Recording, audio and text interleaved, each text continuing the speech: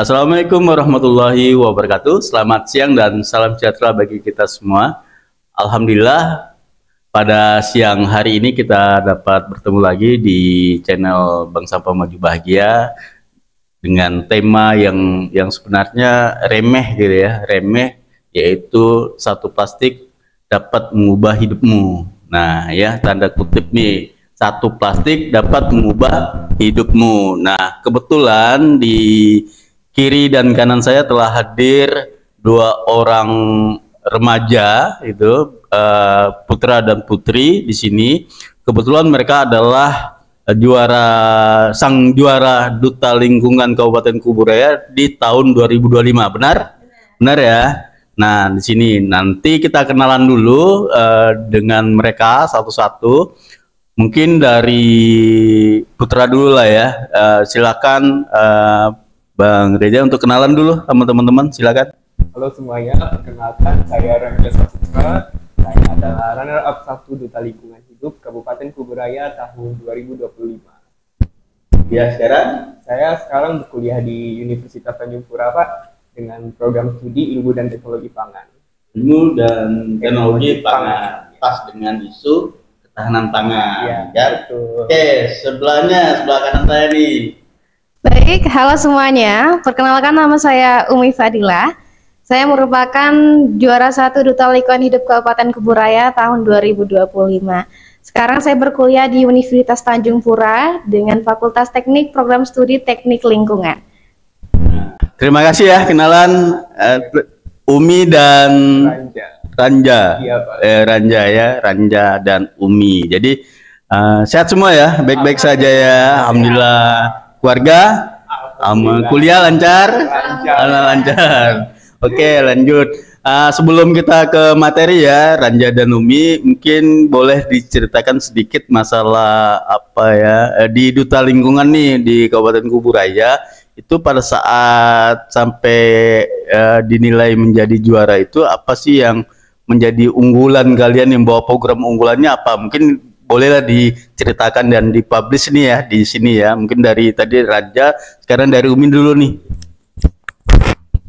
Baik Pak, terima kasih. Nah, program yang saya kembangkan pada saat menjadi duta itu yaitu tentang media sosial. Jadi saya lebih menekankan tentang pemanfaatan media sosial dan juga edukasi kepada masyarakat, karena kita tahu bahwa di zaman modern ini anak-anak ataupun semua orang itu pasti lebih fokus kepada media sosial. Jadi saya lebih menekankan dengan adanya edukasi tentang lingkungan yang melalui media sosial seperti Instagram, TikTok, YouTube, dan semacamnya. Ini fokus ke media sosial karena sekarang udah zamannya ya. TV pun udah jarang ya. Ya, TV sudah jarang. TV sudah jarang. Oke, lanjut ke Ranja. Kalau Ranja gimana? Apa produknya nih? Oke, baik Pak. Jadi kurang lebih sama juga seperti Umi, Pak. Saya juga aktif juga di media sosial untuk memberikan video edukasi. Edukasinya berupa video edukasi mengenai lingkungan, pendidikan, dan lain hal. Selain itu juga sebelumnya saya juga aktif dalam pembuatan produk berupa EcoPrint dan juga teh dari kulit pisang. Ini selain memberikan nilai fungsional, memberikan nilai ekonomis juga Pak bagi kita semua. Nah, menarik nih kan, yang dihasilkan oleh Ranja itu tadi adalah EcoPrint kan. Nah, EcoPrint kemudian sama teh dari kulit pisang. Nah, ini menarik kan kawan-kawan. Nah, nanti mudah-mudahan di lain waktu kita kupas tentang produk si Ranja dan produknya Umi ya nanti ya. Nah, baik Ranja, kita mungkin masuk sedikit tentang apa makna tema hari ini, ya kan? Tema hari ini kita angkat adalah satu plastik dapat mengubah hidupmu, gitu kan? Nah, menurut Ranja itu temanya apa sih, yang makna dari tema ini yang kita angkat hari ini? Jadi kalau kita berbicara mengenai sampah plastik, Pak, ini kan merupakan suatu permasalahan lingkungan yang sering kita temui dalam kehidupan sehari-hari dan masih sering dianggap remeh juga oleh masyarakat setempat. Padahal berdasarkan informasi dari Perpustakaan Kementerian Lingkungan Hidup dan Kehutanan dijelaskan bahwa plastik merupakan salah satu sampah yang membutuhkan waktu paling lama Pak untuk bisa terurai. Contohnya nih, untuk kantong kresek saja membutuhkan waktu sekitar 200 sampai 1000 tahun Pak. Selain itu juga untuk gelas plastik membutuhkan waktu sekitar 50 hingga 100 tahun, bahkan untuk botol plastik membutuhkan waktu sekitar 500 tahun untuk terurai. Dan juga kita ketahui bahwa Indonesia ini menyumbang sampah sebesar 12 juta ton per tahunnya, Pak. Ini angka yang cukup besar. Dari riset Roland Geyer, Pak, yang saya baca dalam jurnal Science Advances pada tahun 2017, dipublikasikan bahwa dari total 100.000 sampah di dunia ini, hanya sekitar 9% saja yang bisa didaur ulang, kemudian 12%-nya itu dibakar, Pak. Dan sisanya, 79% itu dibuang ke lingkungan. Sehingga, tidak hanya lingkungan daratan saja yang berdampak, tetapi juga lautan, Pak. Oh ya. Ya, yang dimana juga berdasarkan data bahwa Indonesia menjadi negara kedua penyumbang sampah terbesar di lautan setelah Cina, Pak. Dengan rata-rata 0,48 sampai 1,23 juta ton per tahunnya, Pak. Di lautan dibuang. Jadi ini memberikan dampak negatif bagi keseimbangan ekosistem flora dan fauna yang tinggal di sana. Selain itu juga berdampak buruk juga, Pak, bagi kesehatan kita. Karena seperti yang kita ketahui bahwa kita banyak mengonsumsi bahan pangan yang berasal dari lautan juga, seperti ikan, udang, bahkan garam yang merupakan kristalisasi dari air laut. Jika bahan-bahan pangan tersebut telah terkontaminasi dari pencemaran lingkungan, Pak, maka dapat memberikan dampak buruk bagi kita yang mengonsumsinya. Itu dari Ranja ya, dan mungkin ya nanti tambah ya, karena benar kata Ranja tadi bahwa Indonesia adalah penyumbang nomor 2 ya sampah plastik di sungai dan laut gitu ya. Nah itu kan kalau bicara tentang sedikit nanti mungkin Ranja singgung masalah mikroplastik kayaknya ya. Dikit ya nanti dibahas ya Ranja ya.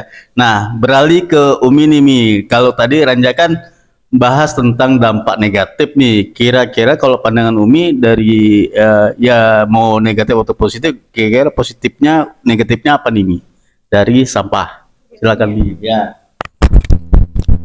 Baik, Pak, kita akan bahas tentang negatif dari sampah. Dan seperti yang kita tahu, banyak orang yang tidak tahu tentang bagaimana cara mengolah, memilah sampah dengan baik, sehingga mereka bahkan menganggap bahwa ini adalah hal yang sepele. Tapi banyak juga di lingkungan saya, itu para ibu-ibu rumah tangga, itu mereka malah memilih untuk membakar sampah seperti yang dikatakan Bang Ranja tadi. Dengan membakar sampah, oke, sampahnya lenyap nih, tinggal abu. Tapi apa yang akan terjadi dengan atmosfer yang ada di bumi?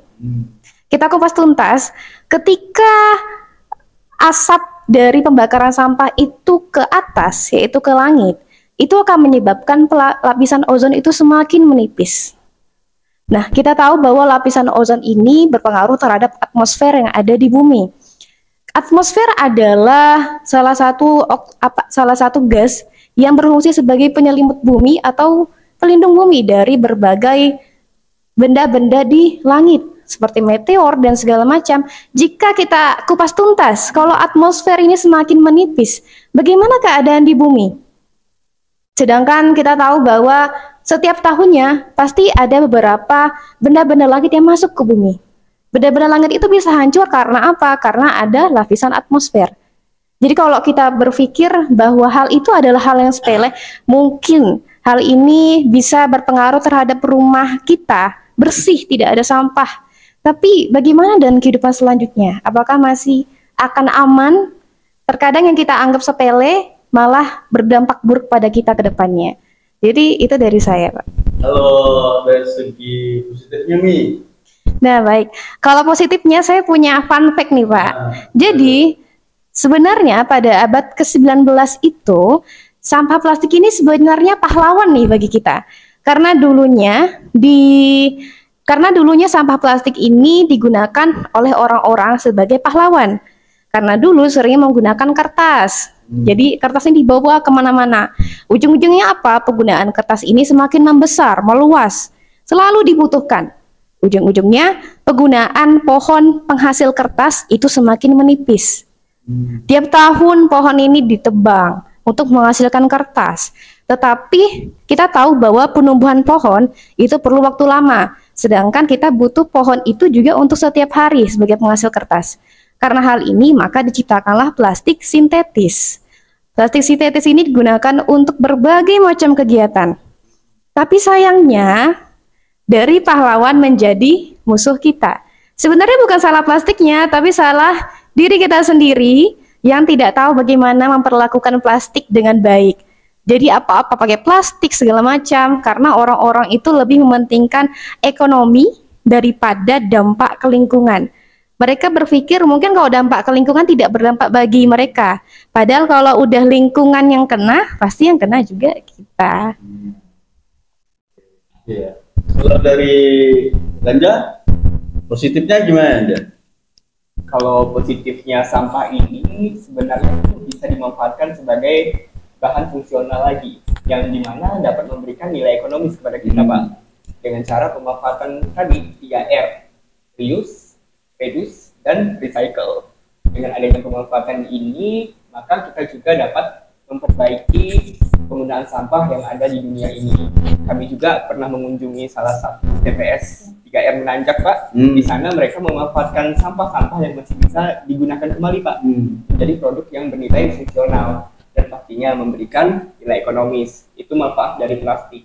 Tetapi ya begitu, dampak buruknya juga lebih banyak, Pak, seperti yang dijelaskan oleh Umi tadi.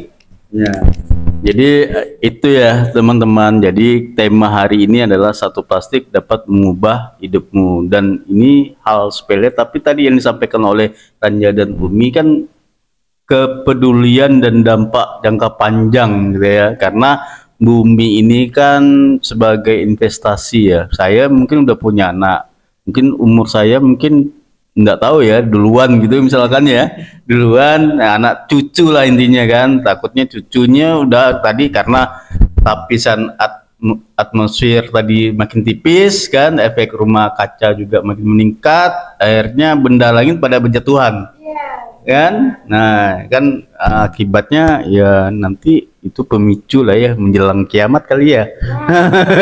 Hancurnya bumi ya. Jadi maka hal yang sepele ini ya, kalau memang kita bisa berubah dan berbudaya bijak tentang sampah gitu ya tadi ya, terutama sampah plastik, itu akan lebih baik gitu ya, akan lebih baik sehingga bumi terjaga, kesehatan buminya, bumi yang tempat kita hidup, tempat kita aktivitas ini kan, dan itu bisa dinikmati oleh anak cucu kita nantinya kan gitu ya Mia ya.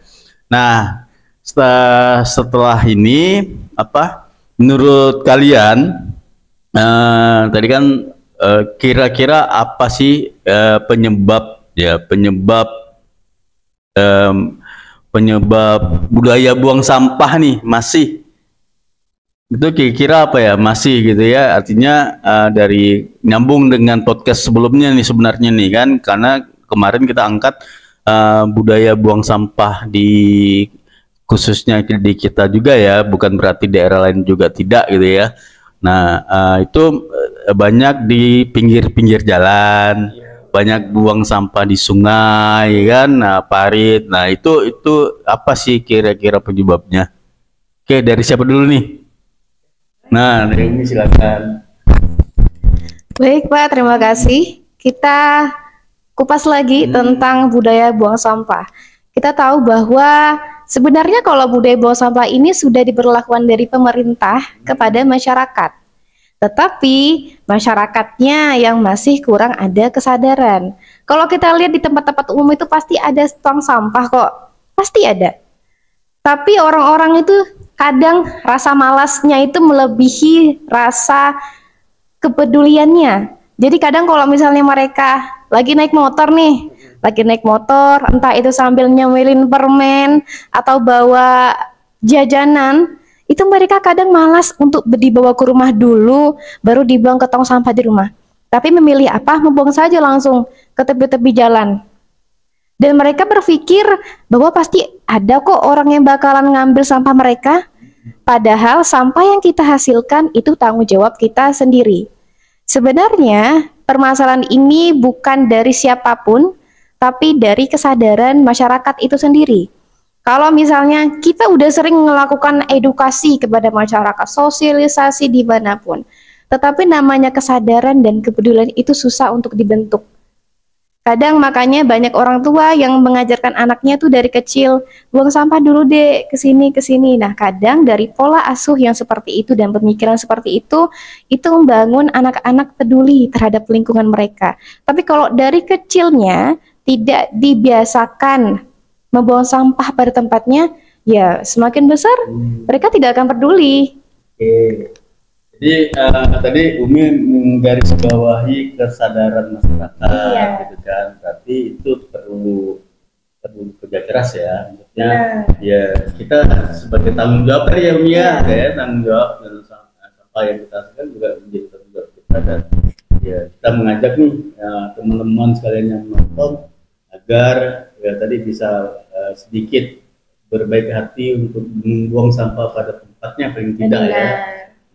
Padahal kita pengennya buanglah sampah pada tempatnya, dan kalau bisa pilah sampahnya, Iya. ya kan, sesuai dengan jenisnya kan gitu ya, ya kan. Nah itu dari ini. Kalau dari Randa kira-kira apa nih penyebabnya nih? Penyebabnya tuh Pak kurang lebih sama kayak Umi. Umi kan menjelaskan mengenai kesadaran. Nah kalau dari saya itu mengenai mereka tuh belum mendapatkan dampaknya Pak, dampak besar dari pembuangan sampah tersebut kepada diri mereka sendiri.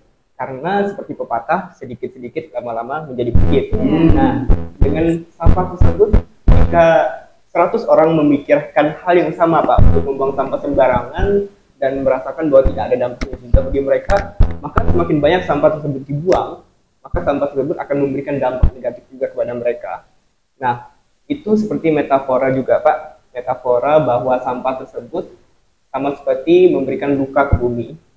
Jika sampah tersebut terus dibuang, sama saja dengan kita menusuk bumi perlahan, Pak.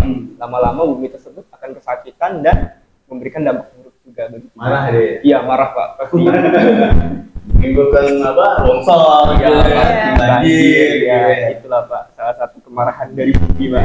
Terakhir yang barusan terjadi di Bali. Iya, betul. Ya, Bali. Ya terlepas itu karena sampah atau enggak ya, tapi ya bumi sudah marah, gitu ya. Iya. Nah, oke, tadi penyebab segala macam ya. Kira-kira nih tadi sudah penyebab budaya buang sampahnya ya. Selanjutnya mungkin ini kira-kira solusinya apa nih? Yang harus kita lakukan nih apa nih? Ya, dari lanjut dulu nanti Bumi ya. Oke. Kalau dari saya, ini hal-hal sederhana itu bisa kita lakukan untuk mengurangi penggunaan sampah plastik, Pak. Salah satunya dengan membuat tumbler. Sekali juga saya membuat tumbler, Pak. Buat tumbler. Mengurangi penggunaan botol plastik sekali pakai. Seperti yang saya bilang tadi, bahwa botol plastik itu sangat lama untuk terurai, sekitar 500 tahun untuk bisa terurai, Pak. Umur dia nggak sampai segitu ya? Iya, umur kita nggak sampai segitu. Sampai untuk anak cucu kita nantinya, ya, mereka yang merasakan dampaknya nanti. Selain itu juga, saya juga telah melihat sekitar tanggal 5 Juli mengingati Hari Lingkungan Hidup Sedunia, untuk beberapa supermarket itu telah melarang penggunaan plastik, Pak. Bukan melarang kali, pembatasan. Ya, pembatasan penggunaan plastik sekali pakai. Jadi mengharuskan kita untuk membawa tote bag pada rumah, tote bag atau tas belanja. Itu salah satu langkah yang bisa kita lakukan untuk mengurangi penggunaan plastik. Kalau dari Umi? Baik, kalau dari saya sendiri itu seperti kayak Bang Ranja tadi ya sebenarnya, tapi kita perlu perlakuan juga 3R tadi nih. Ya, mengurangi. Jadi kita pertama nih harus pandai-pandai nih mengurangi. Misalnya kalau emang nggak butuh-butuh amat dengan sampah plastik, bisa tuh kita berlakukan. Seperti tadi kayak tote bag yang dilakukan oleh Bang Ranja. Tapi jangan juga tote bag ini dijadikan tren, karena ujung-ujungnya juga terjadi pembuangan. Nah, lalu kita bisa gunakan pemakaian ulang. Kalau misalnya, contoh ya, saya biasa di rumah itu, kalau ada botol sampo, habis saya, botol sampo habis saya pakai, itu nggak langsung saya buang. Jadi kadang entah saya buat apa, saya buat tempat pensil, segala macam. Sebenarnya ada banyak juga kok ibu-ibu yang di rumahnya itu sudah ada bunga-bunga, itu dari plastik. Plastik mereka belanja itu mereka buat kerajinan segala macam di rumahnya. Iya, bisa kita gunakan kembali kok teman-teman. Jadi sebenarnya itu tergantung niat, kepedulian, dan bagaimana pola pikir kita membantu kita dalam mengurangi sampah ini. Nah, niat, pola pikir, apa tadi satu lagi? Niat, pola pikir, dan juga bagaimana cara kita peduli terhadap lingkungan tadi. Itu yang kurang kayaknya. Mungkin gini apa? Orang tuh pengen yang kalian sampaikan nih tadi nih ya, dengan apa tadi tabler, dengan gaya tadi green life ya, kecil itu kan, kayak hijau gitu ya. Dan ini juga mungkin ini kita ambil yang positif saja nih, Raja mungkin masyarakat itu juga kurang pengetahuannya tentang cara pilah gitu ya, cara memanfaatkannya, cara membuat kerajinannya itu kan mungkin kurang gitu ya. Nah, inilah yang peran-peran kita ini yang punya sedikit pengetahuan tentang cara bijak memilah sampah, memperlakukan sampah ini seperti apa. Ya mudah-mudahan dengan video ini bisa menggugah dan mulai berpikir semakin banyak yang berguna seperti baik. Ya, gitu ya. Ya, betul. Nah, jadi pengetahuan segala juga berpengaruh juga ya. Nah, satu plastik mengubah nasibmu. Nah, ini juga berpengaruh. Oh ya, tadi saya minta Ranja bahas sedikit tentang mikroplastik tuh, Ranja. Oke, silakan Ranja, mikroplastik. Jadi mikroplastik itu salah satu sampah kecil yang sering dianggap remeh, tetapi sebenarnya itu dampaknya sangat besar dan kita tidak perhatikan. Kadang kita sering temui di lingkungan sekitar, bahkan di lautan nih.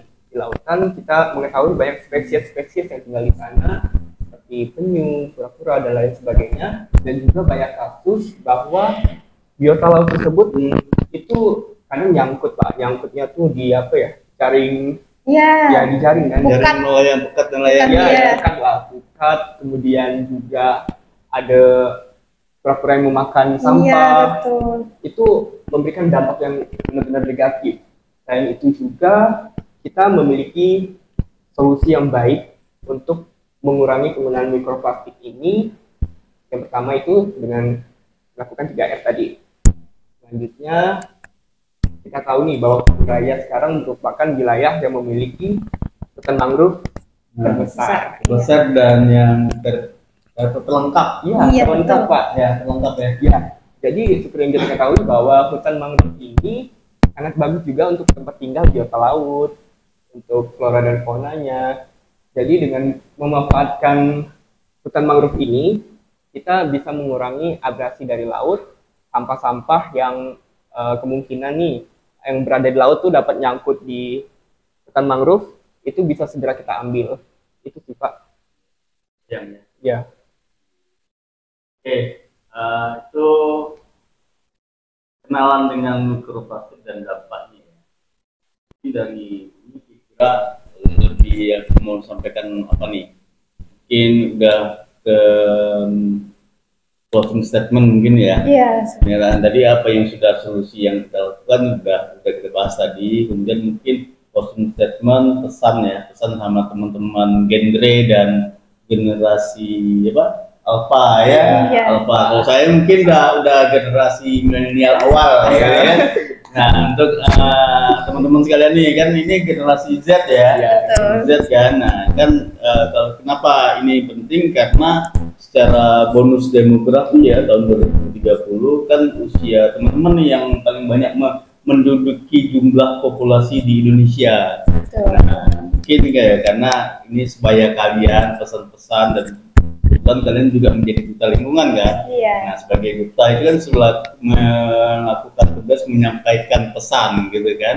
Nah kira-kira nih yang menyampaikan pesan sama teman-teman sekalian terutama di kelompok kalian ya, seumuran kalian Gen Z dan Gen Alpha itu. Silakan dulu lah. Baik, untuk teman-teman yang mungkin seumuran dengan saya atau generasi Z lah bisa kita bilang bahasa gaulnya, tolong jangan masa bodoh dengan lingkungan. Karena kalau kita dari sekarang semakin tidak peduli, bagaimana nanti dengan keturunan kita? Kalau misalnya kita dari sekarang sudah berpikir ke depannya, tolong berpikir itu maju ke depan teman-teman. Mungkin teman-teman tidak peduli karena tadi yang disampaikan Raja, karena kita tidak merasakan dampaknya. Tapi kita lihat di Indonesia ini sudah berapa bagian yang sudah terkena dampak dari bumi yang marah kepada kita. Ujung-ujungnya apa? Yang kena juga kita teman-teman. Jadi tolong jangan masa bodoh, tetap sayangi bumi, karena jika kita menyayangi bumi, bumi akan berikan yang terbaik untuk kita.